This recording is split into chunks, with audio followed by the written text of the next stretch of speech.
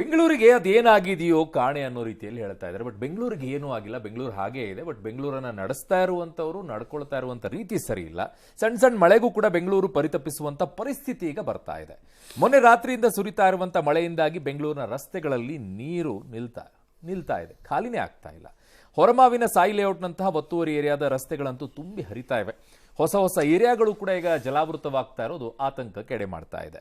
ಇವತ್ತು ಮಳೆ ಸ್ವಲ್ಪ ಬಿಡು ಕೊಟ್ಟರು ಕೂಡ ಸಮಸ್ಯೆ ಮಾತ್ರ ಬಗೆಹರಿಲಿಲ್ಲ. ಹೊರಮಾವು ಬಳಿಯ ಸಾಯಿ ಲೇಔಟ್ ಒತ್ತುವರಿಯಾಗಿದೆ ಅಂತ ಬಿಬಿಎಂಪಿ ಹೇಳ್ತಾ ಇದೆ.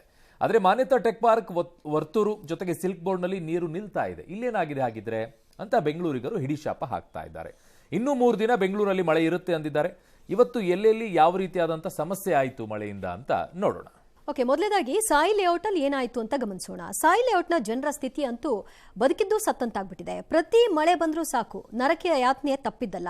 ಏರಿಯಾದ ಎಲ್ಲಾ ಕಡೆ ಜಲಾವೃತವಾಗಿ ದ್ವೀಪದಂತಹ ಪರಿಸ್ಥಿತಿ ನಿರ್ಮಾಣವಾಗಿದೆ. ರಾಜ ಕಾಲುವೆ ನೀರಿನಿಂದಾಗಿ ಏರಿಯಾದಲ್ಲಿ ಇನ್ನೂ ನೀರಿನ ಮಟ್ಟ ಇಳಿತಾನೇ ಇಲ್ಲ. ಅಗ್ನಿಶಾಮಕ ದಳ, SDRF ತಂಡಗಳು, ಬೋಟ್ಗಳು, ಆಂಬ್ಯುಲೆನ್ಸ್ಗಳು, ಮೆಡಿಕಲ್ ಕ್ಯಾಂಪ್ ಸಮೇತ ಬೀಡು ಬಿಟ್ಟಿವೆ. ಇನ್ನು ಯಾರಿಗೂ ಬೇಡ ಸ್ವಾಮಿ ನಮ್ ಕಷ್ಟ, ಶಿಫ್ಟ್ ಮಾಡಿದ್ರೂ ತಿಂಡಿ ವ್ಯವಸ್ಥೆ ಇಲ್ಲ ಅಂತ ಜನ ಕಣ್ಣೀರ್ ಹಾಕ್ಬಿಟ್ರು. ಪಬ್ಲಿಕ್ ಟಿವಿ ವರದಿ ಬಳಿಕ ಪಾಲಿಕೆ ಹಾಲು ತಿಂಡಿಯನ್ನ ವ್ಯವಸ್ಥೆ ಮಾಡ್ತು. ಮಹದೇವಪುರ ವಲಯ ಆಯುಕ್ತ KN ರಮೇಶ್ ಕಾಟಾಚಾರಕ್ಕೆ ಭೇಟಿ ಕೊಟ್ಟರು. ರಸ್ತೆಯಲ್ಲೇ ನಿಂತ್ಕೊಂಡು ಆಮೇಲೆ ಎಲ್ಲ ನೋಡ್ಬಿಟ್ಟು ಹೊರಟ್ಬಿಟ್ರು. ಜನ ಮಾತ್ರ ಅಲ್ಲ, ಶ್ವಾನಗಳು ಕೂಡ ಒದ್ದಾಡ್ಬಿಟ್ವು. ಮತ್ತೊಂದ್ ಕಡೆ ಹಾವಿನ ಕಾಟ ಬೇರೆ. ಅಯ್ಯೋ, ತುಂಬ ಕಷ್ಟ ಆಗ್ತಾ ಇದೆ. ಏನು ಮಾಡೋಕ್ಕಾಗುತ್ತೆ ಹೇಳ್ರಿ. ಮಕ್ಕಳೆಲ್ಲ ಚಿಕ್ಕ ಮಕ್ಕಳಿದ್ದಾರೆ. ಅವರೆಲ್ಲ ಇವಾಗ ಊಟ ಇಲ್ಲ, ನೀರಿಲ್ಲ. ಇಷ್ಟೊತ್ತನ ಆಯಿತು, ಏನು ತಿಂಡಿ ಬಂದಿಲ್ಲ, ಏನಿಲ್ಲ. ಒಂದು ಹಸುಗೂಸಿದೆ ಮನೇಲಿ, ಅಪಾರ್ಟ್ಮೆಂಟಲ್ಲಿ ಬಿಟ್ಟಿದ್ದಾರೆ ನಿನ್ನೆ ತಂದು. ಅವ್ರಿಗೆ ಹಾಲು ಕೂಡ ಇಲ್ಲ, ಏನು ಬಂದಿಲ್ಲ ನೋಡಿ. ಇಲ್ಲಿ 2008ರಲ್ಲಾಯಿತು, 9ರಲ್ಲಾಯಿತು, ನನಗೆ ಮಾಹಿತಿ ಹೆಚ್ಚಾಗಿಲ್ಲ. ಒಂದು ವರ್ಷದಿಂದ ಈಚೆದಿನಷ್ಟೇ. ರೈಲ್ವೆ ಲೈನ್ ಮಾಡುವಾಗ ಅವರು ವೆಂಟನ್ ಮಾಡಿದ್ದಾರೆ. ಆ ಸಣ್ಣ ವೆಂಟ್ ತಗೊಳ್ತಾ ಇಲ್ಲ. ಹಾಗಾಗಿ ಅಲ್ಲಿಂದ ರಿವರ್ಸ್ ಫ್ಲೋ ಆಗುತ್ತೆ. ಅಲ್ಲಿ ಸ್ವಲ್ಪ ಕಡಿಮೆ ಆದಮೇಲೆ ಪರ್ಮನೆಂಟ್ ಸೊಲ್ಯೂಷನ್ ಏನು ಮಾಡಬಹುದು, ನೆಕ್ಸ್ಟ್ ಪ್ರಯಾರಿಟಿ ಕೊಡ್ತೀವಿ. ರೈಲ್ವೆ ವೆಂಟನ್ನು ಅಗಲ ಮಾಡಬೇಕು ಅನ್ನೋ ವಿಚಾರದಲ್ಲಿ ಇವತ್ತು ಕೂಡ ಬಹುಶಃ ನಮ್ಮ ಅಧಿಕಾರಿಗಳು ರೈಲ್ವೆ ಆಫೀಸರ್ ಹತ್ರನೇ ಕೂತಿದ್ದಾರೆ. ಬೆಳಗ್ಗೆ ನನಗೂ ಮಾತಾಡಿದ್ರು. ಸೊ ಇನ್ನು ಹೆಣ್ಣೂರು ರಸ್ತೆಯಲ್ಲಿ ಭಾರಿ ಪ್ರಮಾಣದಲ್ಲಿ ನೀರು ತುಂಬಿ ರಸ್ತೆಯೋ ಕೆರೆಯೋ ಅನ್ನೋ ಪರಿಸ್ಥಿತಿಯಲ್ಲಿ ನಿರ್ಮಾಣ ಆಗಿಬಿಟ್ಟಿತ್ತು. ಏಕಕಾಲಕ್ಕೆ 2 JCB ಬಳಸಿ ನೀರು ಖಾಲಿ ಮಾಡೋಕೆ ಸರ್ಕಸ್ ಅನ್ನ ಮಾಡಿದ್ರು. ದೀಪಿಕಾ ಲೇಔಟ್ನಲ್ಲೂ ಕೂಡ ಮನೆಗಳಿಗೆ ನೀರು ನುಗ್ಗಿ ಅಲ್ಲೂ ಕೂಡ ಜನ ಪರದಾಡುವಂತ ಪರಿಸ್ಥಿತಿ ನಿರ್ಮಾಣ ಆಯಿತು.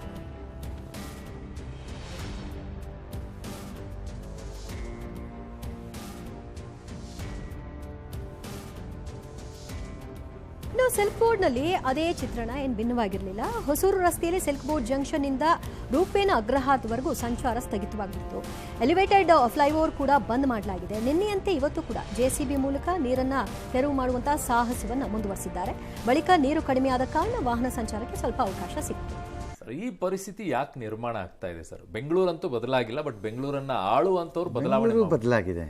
ಬೆಂಗಳೂರು ಬದಲಾಗಿಲ್ಲ ಅಂತ ನಿಮ್ಗೆ ಹೇಳಿದ್ದವ್ರು ಯಾರು ನಿಮ್ಗೆ ಹೇಳಿದ್ರು ಬೆಂಗಳೂರು ಬದಲಾಗಿಲ್ಲ ಅಂತ? ಅಲ್ಲ, ಕಟ್ಟಡಗಳು ಬಂದಿದ್ದಾವೆ, ಆ ರೀತಿಯಾಗಿ ಬದಲಾವಣೆ. ಕಟ್ಟಡ ಬರೋದು ಪರ್ಮನೆಂಟ್ ಎಫೆಕ್ಟ್ ಬೀಳಲ್ವಾ? ಹಂಗಾರೆ ಬೀಳಲ್. ಬೆಂಗಳೂರು ಬದಲಾಗಿದೆ, ಎಲ್ಲಾನು ಬದಲಾಗಿದೆ. ಏನ್ ಮಾಡಕ್ಕಾಗತ್ತೆ? ಪ್ರತಿ ಬಾರಿ ಮಳೆ ಬಂದಾಗ ನಾವು ಮುಂದಿನ ಸರಿ ಮಾಡ್ಕೊಳ್ತೀವಿ ಅಂತಾರೆ. ಈಗ 100 ಮಿಲಿಮೀಟರ್ ಮಳೆ ಎಲ್ಲ ಬಂದಿರೋದು ಹೆವಿನೇ, ಐ ಅಗ್ರಿ.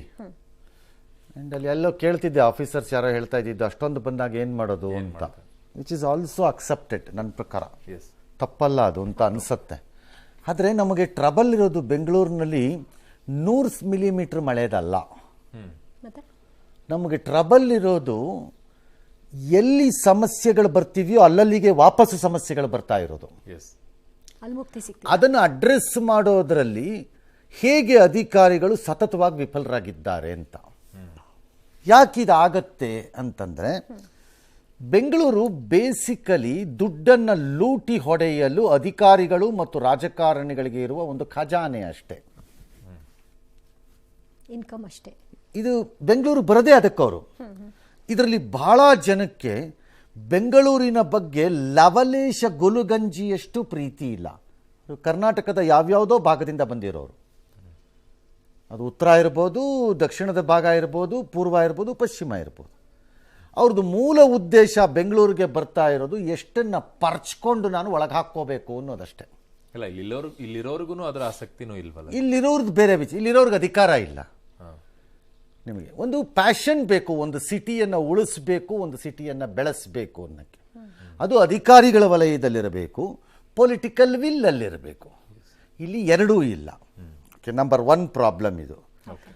ಬೇಸಿಕಲಿ ಬೆಂಗಳೂರನ್ನು ಎಲ್ಲರೂ ಟ್ರೀಟ್ ಮಾಡ್ತಿರೋದು BDA, BBMP, ಈಗ ಗ್ರೇಟೋ, ಅಲ್ಟ್ರಾ ಗ್ರೇಟೋ ಏನೋ ಒಂದು.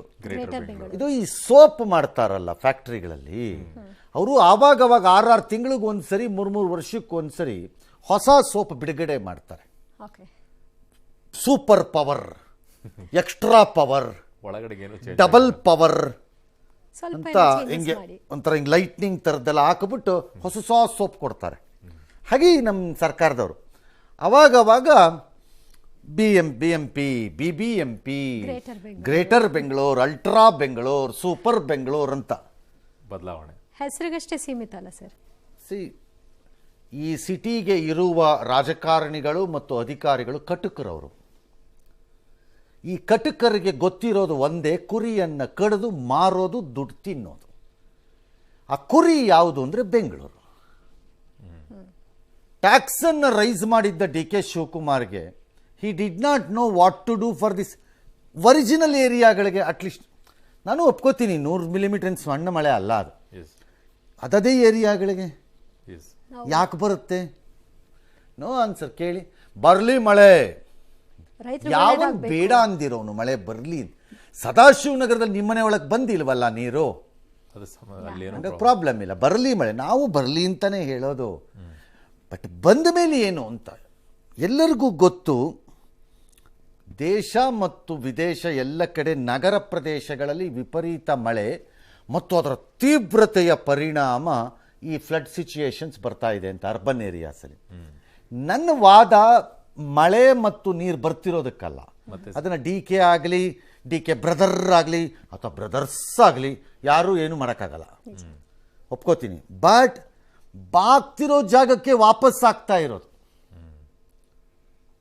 ಎರಡನೇ ವಿಷಯ, 2 ವರ್ಷದಿಂದ ಸರ್ಕಾರದ ಮಟ್ಟಿಗೆ, ಬೆಂಗಳೂರು ಮಟ್ಟಿಗೆ ಸರ್ಕಾರ ಸತ್ತೋಗಿದೆ.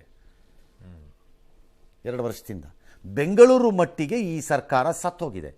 ಈ ಸರ್ಕಾರಕ್ಕೆ ಗೊತ್ತಿರೋದು ಒಂದೇ, ಟ್ಯಾಕ್ಸ್ ರೈಸ್ ಮಾಡ್ಕೊಳ್ಳೋದು ಬೆಂಗಳೂರಿಂದ ದುಡ್ಡು ಮಾಡೋಕ್ಕೆ, ತಮ್ಮ ಖಜಾನೆಯನ್ನು ತುಂಬಿಸಿಕೊಳ್ಳುವುದು.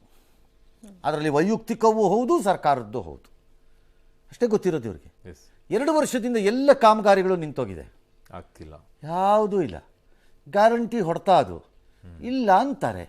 ಚೀಫ್ ಮಿನಿಸ್ಟ್ರು ಹಾಳು ಮಾಡಿದ ಆರ್ಥಿಕ ವ್ಯವಸ್ಥೆ BJPಯವರು ಅಂತಾರೆ. ಬುರುಡೆ ಬಿಡೋದಲ್ಲೂ ನಾನು ಎಕ್ಸ್ಪರ್ಟು ಅನ್ನೋ ಥರ ಬುರುಡೆ ಬಿಡ್ತಾ ಹೋದರೆ, ಈ ಪಾಕಿಸ್ತಾನದವ್ರು ಬುರುಡೆ ಬಿಡ್ತಾರಲ್ಲ ಆ ಟೈಪ್, ಇವ್ರನ್ನ ಬಿಡ್ತಾ ಹೋದರೆ ಏನು ಮಾಡೋದು ನಾವು ಅದಕ್ಕೆ? ಆ ಬಂಡತನಕ್ಕೆ ಅದಕ್ಕೊಂದು ಮಿತಿ ಬೇಕಲ್ವೇ? ಹಾಗಿದ್ದಾಗ BBMP 19,000 ಕೋಟಿ ಬಜೆಟ್ ಅನ್ನು ಯಾಕೆ ಕೊಟ್ಟರು? ದುಡ್ಡೆಲ್ಲ ಹೋಗುತ್ತೆ sir? Okay, this is a beautiful question. ಈಗ ಬಜೆಟನ್ನು 25,000 ಕೋಟಿ ಅಂತ ಡಿಕ್ಲೇರ್ ಮಾಡಿಕೊಂಡ್ರು ಏನಾಗುತ್ತೆ? ಆಂಟಿಸಿಪೇಟೆಡ್ ರೆವಿನ್ಯೂ ಮೇಲೆ ಏನಾಗುತ್ತೆ? ಬುಕ್ಕಲ್ಲಿ ಬರುತ್ತೆ ಅಷ್ಟೇ. ಹಿಂದೆ ಒಂದ್ಸರಿ ಮಾಡಿದ್ರು ಆ ಥರ, ಕಡಿಮೆ ಅಮೌಂಟ್ ಬೇಕಲ್ಲ, ಮಾಡಿದ್ರು. ದುಡ್ಡು ಇರಬೇಕಲ್ಲ. ಓಕೆ, ದುಡ್ಡು 18,000 ಕೋಟಿ ಬರಬಹುದು ಅಂದ್ಕೊಂಡು ಅಲೋಕೇಶನ್ ಮಾಡಿದ್ದೀನ, ಕೊಡಬೇಕಲ್ಲ. ಈಗ ಮೊನ್ನೆ ಸಿದ್ದರಾಮಯ್ಯ ಇಟ್ಟ ಬಜೆಟಲ್ಲಿ ನೀವು ಡಿಕ್ಲೇರ್ ಮಾಡಿದ್ದ ಅಮೌಂಟ್ ಎಷ್ಟೆಷ್ಟು ಹೋಗಿದೆ ಅಂತ ತೆಗೆಸಿ ತೋರಿಸ್ಲಾ? ಮೊನ್ನೆ ಇನ್ನು ತೋರಿಸಿದ್ವಲ್ಲ ಬೋವಿ ನಿಗಮದ್ದು ಡ್ಯಾಶ್ ಡ್ಯಾಶ್ ಡ್ಯಾಶ್. ಈ ಮೂರ್ಖತನ ಜನ ಬಿಟ್ಬಿಡ್ಬೇಕು, ಕಣ್ಣಿಗೆ ಮಣ್ಣಾಕೋ. ಈ ಕಚಡ ರಾಜಕಾರಣಿಗಳಿಗೆ ಬಗ್ಗಬೇಡಿ ದಯವಿಟ್ಟು. ಅವರು ಬಜೆಟಲ್ಲಿ ಹೇಳಿದ್ದು ಸುಳ್ಳು. ಬಜೆಟಲ್ಲಿ ಜಾರಿಯಾಗಿರೋದನ್ನು ಮಾತ್ರ ಸತ್ಯ ಎಂದು ಪರಿಗಣಿಸಿ. ಆಶ್ವಾಸನೆ ಕೊಡೋದು ಬರೀ ಬೋಗಸ್, ಅದು ಬರುತ್ತೆ ಅನ್ನೋದು ಸುಳ್ಳು. ಇದಕ್ಕೆ 3,000 ಕೋಟಿಯನ್ನು ಇಡಲಾಗಿದೆ ಅನ್ಬಿಡೋದು. ಇಲ್ವೇ ಇಲ್ಲ, ಎಲ್ಲಿ ಹೋಗ್ಬೇಕಲ್ಲಪ್ಪ 3,000 ಕೋಟಿ? ಅಲ್ಲ, ನಾವು ಟೆಂಪ್ರವರಿ ಸೊಲ್ಯೂಷನ್ ನೋಡಲ್ಲ, ಪರ್ಮನೆಂಟ್ ಸೊಲ್ಯೂಷನ್ ನೋಡ್ತೀವಿ ಅಂತಾರೆ ಸರ್. ಅದೇ ನೋಡಿ ನಾವು. ಹೌದು ಹೌದು, ಕರೆಕ್ಟ್. ಯಾಕೆ ಸರ್? ಹೌದು ಹೌದು ಹೌದು ಹೌದು. ಯಾರು ಹೇಳಿದ್ದು? DK. ಮತ್ತೆ ಕರೆಕ್ಟಾಗಿ ಹೇಳಿದ್ದಾರೆ. Permanent, correct, permanent. ಮೂರನೇದು, 2004 ಆದ ಮೇಲೆ ಆ ಪೀರಿಯಡನ್ನು ಯಾಕೆ ಡಿವೈಡ್ ಮಾಡಿ ಆಚೆ ತೆಗಿತಾ ಇದ್ದೀನಿ ಅಂತಂದರೆ, ಅದು ಕೃಷ್ಣ ಪೀರಿಯಡ್ ಎಂಡಿಂಗಲ್ಲಿ. ಅದಾದ ಮೇಲೆ 20 ವರ್ಷಗಳ ಕಾಲ ಬೆಂಗಳೂರಿಗೆ ನಿರ್ದಿಷ್ಟವಾದ ಭವಿಷ್ಯದ ದೃಷ್ಟಿಯಿಂದ ಒಳ್ಳೆಯ ಬಂಡವಾಳಗಳು ಹರಿದು ಬರುವ ರೀತಿಯಲ್ಲಿ ಇರುವ ವ್ಯವಸ್ಥೆಯ ಮೆಚ್ಚಿಕೊಳ್ಳುವ ರೀತಿಯಲ್ಲಿ ಹೆಚ್ಚಾಗೋ ಥರ ಬಂಡವಾಳ ಅಥವಾ ರೆವಿನ್ಯೂ ಎಲ್ಲ ಯಾವ ಕೆಲಸವೂ ವ್ಯವಸ್ಥಿತವಾಗಿ ಆಗಿಲ್ಲ. ಎಲ್ಲ ಹಾಚ್ ಪಾಚ್ ಕಳ್ಳರು. ಲೂಟಿ ಹೊಡಿ ತಿನ್ನು ಹೋಗು ಆಗೋಗಿದೆ. ಕಳೆದ 5 ವರ್ಷದಿಂದಂತೂ ಕಾರ್ಪೊರೇಷನ್ ಆಫೀಸರ್ಸಿನ ಸ್ವರ್ಗ ತುಂಬಿಕೊಳ್ಳಕ್ಕೆ ಕಾರ್ಪೊರೇಟರ್ಗಳಿಗೆ ಏನೇ ವರ್ಸ್ಟ್ ಇರ್ಬೋದು, ಕೆಲವು ಸರಿ ಬೈಯಕ್ಕೆ ಸ್ಥಳೀಯವಾಗಿ ಕೆಲಸಕ್ಕೆ ತಗಲಾಕೊಂಡ್ಬಿಡ್ತಾರೆ. ಕೈ ಸಿಗ್ತಾರೆ. ಯಾಕಂದ್ರೆ ಇರೋದೇ ಅವ್ರಿಗೆ 26 ರೋಡು 32 ಇದು ಸಿಗಾಕೊಂಡ್ಬಿಡ್ತಾರೆ ಕೈ. ಯಾವುದೋ ಒಂದು ಕೈಲಿ ತಗಲಾಕತ್ತಾರ. ಆಮೇಲೆ ಇಲ್ಲ, ಯಾಕಿಲ್ಲ? MLAಗಳಿಗೆ ಬೇಕಿರಲಿಲ್ಲ, ಆಫೀಸರ್ಸ್ಗೆ ಬೇಕಿರಲಿಲ್ಲ. 5 ವರ್ಷ ಲೂಟಿ ಹೊಡೆದ್ಬಿಟ್ರಿ, ಎಲ್ಲ ಸೇರಿಕೊಂಡು ಚೆನ್ನಾಗಿ ತಿಂದಿದ್ದೀರಿ, ಅನುಭವಿಸಿ. 20 ವರ್ಷದಲ್ಲಿ ಇದ್ರ ಪರಿಣಾಮ ಹೇಳ್ಬಿಡ್ತೀನಿ ಕ್ವಿಕ್ಕಾಗಿ. ಈ ಎಲ್ಲದರ ಪರಿಣಾಮ ಏನಾಗತ್ತೆ? ಏನೂ ಆಗಲ್ಲ, ತಲೆ ಕೆಡಿಸ್ಕೋಬೇಡಿ. ಈ ಮಳೆ ಇಳಿಯತ್ತೆ, ಆಮೇಲೆ ಅವ್ರವ್ರ ಪಾಡಿಗೆ ಅವರು ಅಲ್ಲಿಗೆ ಮುಗಿದೋಯ್ತು. ಸಮಸ್ಯೆ ಬಂದಾಗ ಮಾತ್ರ ನಾವೇನೋ ಮಾಡ್ತೀವಿ ಅಂತ ಹೇಳ್ತಾರೆ, ಆಮೇಲೆ ಮುಗಿದೋಯ್ತು ಕೆಲಸ. ಕರೆಕ್ಟ್, ಅಷ್ಟೇ. ಬಟ್ ಅದ್ರ ಮಧ್ಯದಲ್ಲಿ ಟನಲ್ ಬೇರೆ ಮಾಡ್ತೀನಿ ಅಂತ ಹೋಗ್ತಿದ್ರಲ್ಲ. ಆಯ್ತು, ಮಾಡ್ಲಿ. ಟನಲ್ ಪ್ರಾಬ್ಲಮ್ ಇಲ್ರಿ. ಅದರಲ್ಲಿ ಮನೆಯಲ್ಲಿರೋ ಬೇಸ್ಮೆಂಟಲ್ಲಿ ಕಾರ್ ಬರಬಾರ್ದು. ಟನಲ್ ಒಳಗಡೆ ಏನೂ ಇಲ್ಲ, ಟನಲ್ ಮ್ಯಾನೇಜ್ ಮಾಡ್ತಾರೆ. ಮೂರ್ಖತನ, ಎಗೇನ್ ಮೂರ್ಖತನ. ಈಗ DK ಶಿವಕುಮಾರ್ ಏನೋ ಹೇಳಿದ್ದಾರೆ, ಟನಲ್ ಅಲ್ರಿ, ಅಲ್ಲ ಬೇಸ್ಮೆಂಟ್ ಅಲ್ಲಿ ಅವ್ರದ್ದೇ ಒಂದು ಯಾವ್ದಾದ್ರು ಮಾಲಲ್ಲಿ, ಅಲ್ಲಿ ಬೇಸ್ಮೆಂಟ್ ಇಲ್ವಾ? ಅಲ್ಲಿ ಮನೆಗಳಿಗೆ ಹೇಳ್ತಾ ಇದ್ದಾರೆ, ಅಪಾರ್ಟ್ಮೆಂಟ್ಗಳಿಗೆ ಬೇಸ್ಮೆಂಟ್ಗಳಲ್ಲಿ parking. You have permitted it by law.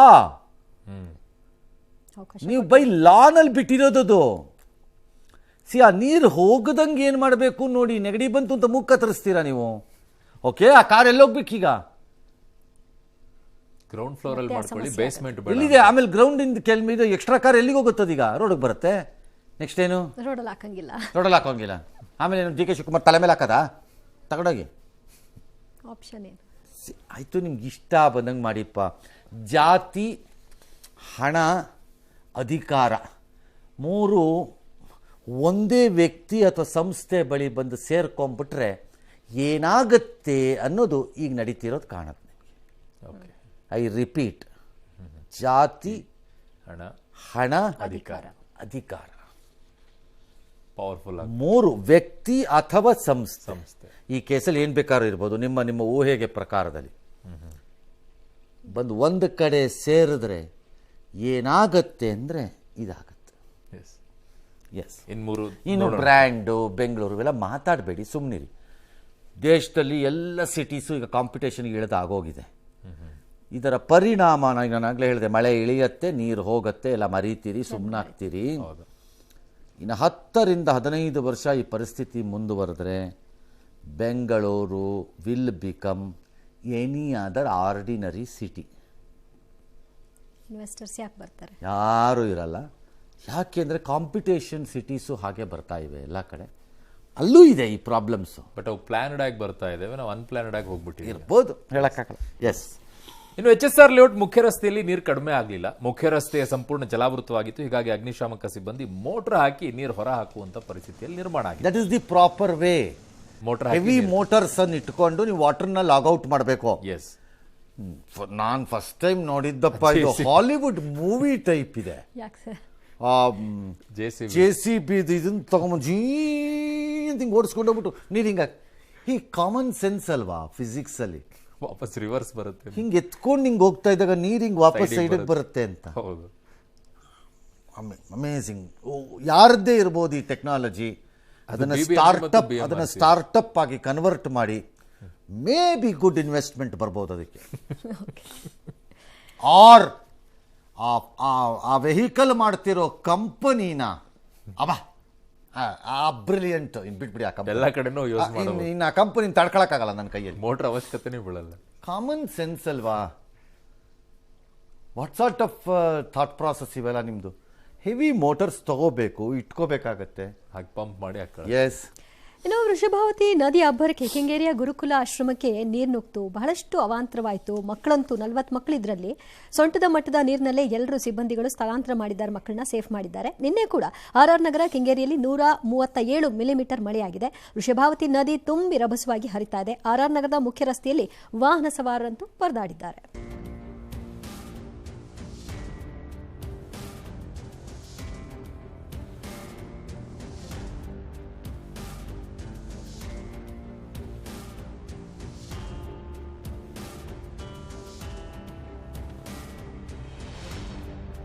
KR ಮಾರ್ಕೆಟಿಗೆ ಹೋದರೆ ಅಲ್ಲೂ ಕೂಡ ಪಾರ್ಕಿಂಗ್ ಲಾಟ್ನಲ್ಲಿ ನೀರು ನುಗ್ಗಿ 50ಕ್ಕೂ ಹೆಚ್ಚು ವಾಹನಗಳು ಕೆಟ್ಟು ನಿಲ್ಲುವಂತ ಪರಿಸ್ಥಿತಿ ನಿರ್ಮಾಣ ಆಗಿದೆ.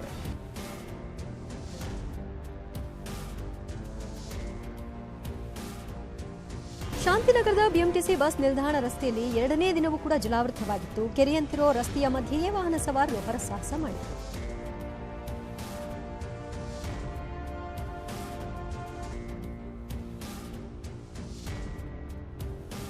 ಇನ್ನು ಕಂಠೀರವ ಹೊರಾಂಗಣ ಕ್ರೀಡಾಂಗಣದ ಗೇಟ್ ನಂಬರ್ 7ರಲ್ಲಿ ನೀರು ನಿಂತ್ಕೊಂಡಿತ್ತು. ಸೊ ರನ್ನಿಂಗ್ ಟ್ರ್ಯಾಕ್ ಜಲಮಯವಾಗಿತ್ತು. ನೀರಿನಲ್ಲೇ ರನ್ನಿಂಗ್ ಪ್ರಾಕ್ಟೀಸ್ ಮಾಡುವಂತಿತ್ತಂತ. ಒಳ್ಳೇದು, ಸ್ಪೀಡ್ ಜಾಸ್ತಿ ಆಗುತ್ತೆ ಅಂದ್ರೆ ರೆಸಿಸ್ಟೆನ್ಸ್ ಬಾಡಿ ಬಿಲ್ಡ್ ಆಗುತ್ತೆ ಜಾಸ್ತಿ. ಮರಳಲ್ಲಿ ಮಾಡ್ತಾರೆ, ಹೌದು. ಹಾಗೆ ನೀರಲ್ಲಿ ಗುಡ್. ಪ್ರಕೃತಿಯೇ ಒದಗಿಸಿರುವ ಹೊಸ ವ್ಯವಸ್ಥೆ, ನಾಟ್ ಬ್ಯಾಡ್. ಎಲ್ಲೋ ಹೋಗ್ಬೇಕು. ಗೋವಿಂದರಾಜು ಬ್ಯುಸಿ ಇರ್ತಾರೆ, ಚೀಫ್ ಮಿನಿಸ್ಟ್ರಿಂದ ಓಡಾಡ್ಕೊಂಡು ಇದೆಲ್ಲ ಸದಾ ಕಾಲ ಪಾಪ ಅವ್ರಿಗೆ ಬ್ಯುಸಿ ಮ್ಯಾನ್. ಇದನ್ನ ಯಾಕೆ ಗಮನಿಸಬೇಕು? ಕಂಠೀರವ ಸ್ಟೇಡಿಯಂ ಹಾಗಂದ್ರೆ ಏನು? ಚೀಫ್ ಮಿನಿಸ್ಟರ್ ಪಾಪ. Congratulations mister Govindaraj. Okay, next. ಕಂಡಿದ್ದಕ್ಕೆಲ್ಲ ಬಿ ಬಿ ಎಂ ಪಿ ಅಂದ್ಬಿಟ್ರೆ ನೀವು ಅಲ್ಲ, ನಾವು ಒಳ್ಳೆ ಕಥೆ ಆಯ್ತಲ್ಲ. ನೀವು ಮನೆ ಕಟ್ಟಿದ್ದೀರಿ, ಕಮರ್ಷಿಯಲ್ ಪ್ರಾಪರ್ಟಿ ಮಾಡಿರ್ತೀರಿ, ಅದಕ್ಕೆ ತಕ್ಕಂತೆ ನೀವು ಬೇಸ್ಮೆಂಟ್ ಮಾಡಿದ್ದೀರಿ. ಆ ಬೇಸ್ಮೆಂಟ್ ಒಳಗೆ ನೀರು ಹೋಗದೇ ಇರೋ ರೀತಿ ಒಂದು ವೇಳೆ ಬಂದರೆ ಅದನ್ನು ಡಿಸ್ಚಾರ್ಜ್ ಮಾಡೋದಕ್ಕೆ ವ್ಯವಸ್ಥೆಯನ್ನು ನೀವು ಮಾಡಬೇಕು. ನೀವು you can't expect BBMP to come and do this. Alternate ನೋಡ್ಕೊ. ಒಳ್ಳೆ ಕಥೆ ಆಯ್ತಲ್ಲ ಇದು. ಅನ್ಫೇರ್ ಇದು. ಸಿ, ನಾವು ಸಿಲ್ಕ್ ಬೋರ್ಡಲ್ಲಿ ಯಾಕೆ ನೀರು ಬರ್ತಾ ಇದ್ದಾರೆ, ಕತೆ ಕಾಯ್ತಾ ಇದ್ದೀರಾ BBMP ಅವರು ಅಂತ ಕೇಳಬೇಕು. ರಸ್ತೆಯಲ್ಲೇ ಹರಿತಾ ಇದೆ. ಸಾಯಿ ಲೇಔಟ್ ಕೇಳಕ್ಕಾಗಲ್ಲ. ತಗ್ಗು ಪ್ರದೇಶದಲ್ಲಿ ನನ್ನ ಪ್ರಕಾರ ಆ ಲೇಔಟೇ ಶಾಪಗ್ರಸ್ತ ಅದು. ಬಟ್ ಅಲ್ಲೊಂದು ಸಮಸ್ಯೆ ಆಗಿದೆ ಸರ್, ಅದನ್ನ ಕಳೆದ ಬಾರಿನೂ ಹಂಗೆ ಹೇಳ್ತಾರೆ. ನನ್ನ ಪ್ರಕಾರ ಅದನ್ನು ತೆಗೆದ್ರೂ ಆಗ್ಲಿಕ್ಕಿಲ್ಲ. Railway gate. ಹಾ sir, I know it. Yes sir. ಒಂದು ವರ್ಷದಿಂದ ಇನ್ನೊಂದು ವರ್ಷ ತಪ್ಪಿಸ್ಕೊಳ್ಳಕ್ಕೆ ಆ ವರ್ಷದ ಬುದ್ಧಿವಂತ ಅಧಿಕಾರಿಗಳು ಹುಡುಕುವ ನೆಪಗಳು. ಯಾಕೆ ಅಂತ ಹೇಳ್ತೀನಿ. 2010 ಮತ್ತು 2011ರಲ್ಲಿ ಇದೇ ತರ ಒಂದಿನ ವಿಪರೀತ ಮಳೆ ಬಂದಾಗ ರಾತ್ರಿ ನ್ಯೂಸ್ ಮಾಡ್ತಿದ್ದೆ ಇನ್ನೊಂದು ಚಾನೆಲ್ನಲ್ಲಿ. ಆಗ ಇದೇ ಶಾಂತಿನಗರದ ಕವರ್ ಮಾಡಿದ್ದೀನಿ ನಾನು. ಅಲ್ಲಿ ಮುಳುಗಿದ್ದವ್ರದ್ದು ಕತೆನ. ಹಾಗಾಗಿ ಕೆಲವು ಸಾಲ್ವ್ ಆಗುತ್ತೆ, ಕೆಲವು ಸಾಲ್ವ್ ಆಗಲ್ಲ.